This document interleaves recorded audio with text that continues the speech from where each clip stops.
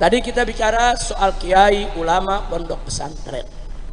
Saudara, pondok pesantren ini, begitu juga majelis taklim para ulama, itu merupakan benteng umat.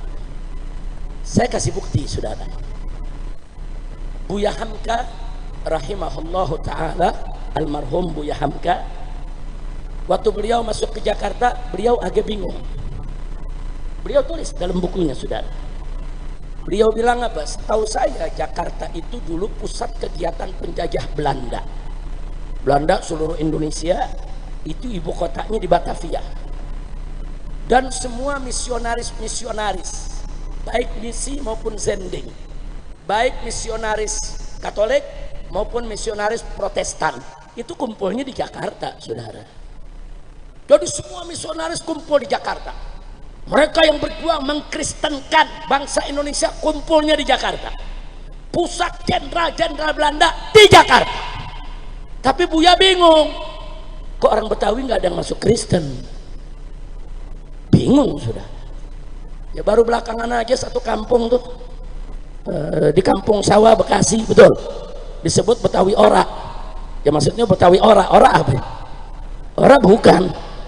Betawi Ora berarti ya bukan Betawi, saudara. Cuma di Kampung Sawah aja ada beberapa Betawi, keluarga Betawi yang masuk Kristen, tapi di mana-mana nggak masuk. Nah, beliau melakukan penelitian, kenapa orang Betawi kok sulit untuk dimurtadkan, kok sulit untuk dikristenkan? Kenapa? Padahal di Jawa Tengah banyak kota jadi Kristen, saudara. Di Jawa Tengah, saudara, di Magelang, di Magetan, di mana-mana banyak yang masuk Kristen. Padahal bukan pusat tentara Belanda di sana, tapi kok Jakarta yang jadi pusat pergerakan Belanda, yang masuk Kristen cuma segelintir. Itu pun di pinggiran Jakarta, di Bekasi sana, saudara. Nggak dihitung, saudara. An-nadir kal ma'dum, sesuatu yang jarang seperti tidak ada. Jadi Buya ngeliatnya pokoknya Betawi ya Islam, begitu, saudara. Beliau selidiki penelitian. Apa beliau bilang? Ternyata Betawi ini bisa mempertahankan akidah karena mereka punya tradisi ngumpul. Tradisi ngumpul. Ada kelahiran, dia ngumpul. Akekahan. Ulamanya semua hadir. Umat ketemu sama ulama. Diberikan bimbingan-bimbingan, dibentengi akidahnya. Bangun rumah, ngumpul lagi tasyakuran.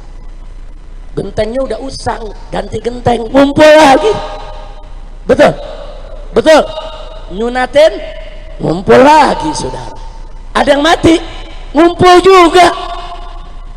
Jadi Betawi itu emang temen ngumpul, saudara, dan bukan sembarang ngumpul. Ngumpul dengan kiainya, ngumpul dengan muallimnya, ngumpul dengan habibnya, saudara. Sehingga mereka terbentengi.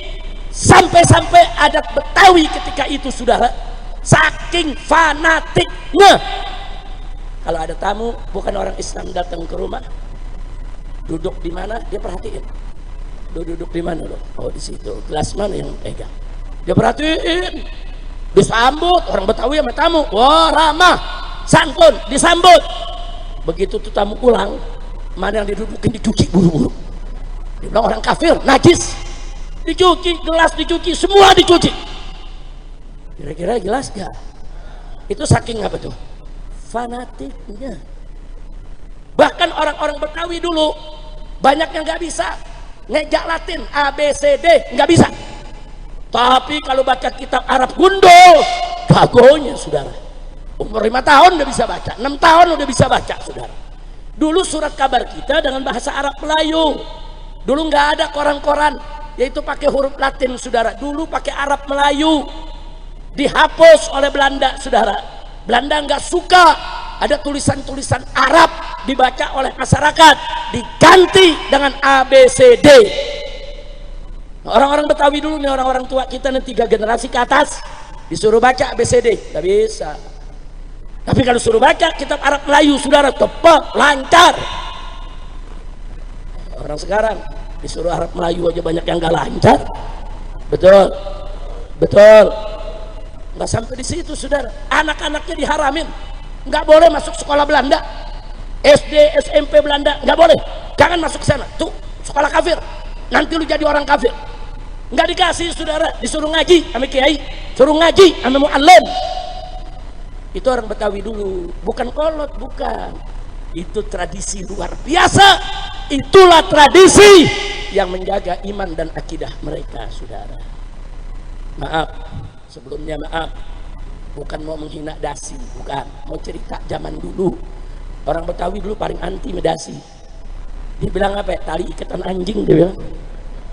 Orang tua nih, anaknya pakai dasi, lu kenapa pakai tali ikatan anjing lu?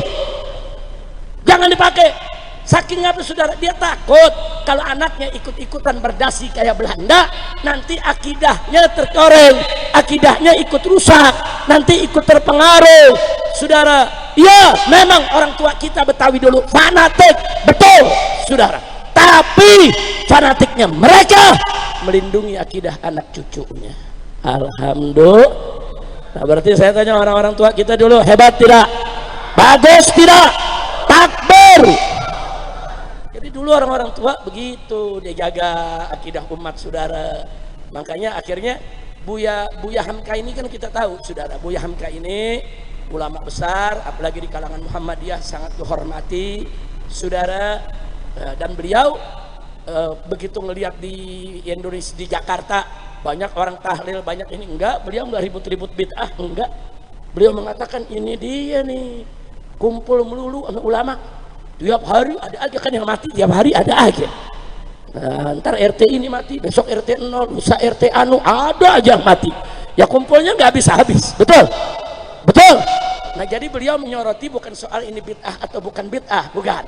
Beliau menyoroti ini soal tahlil atau bukan tahlil, bukan. Beliau menyoroti ini budaya kumpul. Budaya kumpul masyarakat Betawi luar biasa.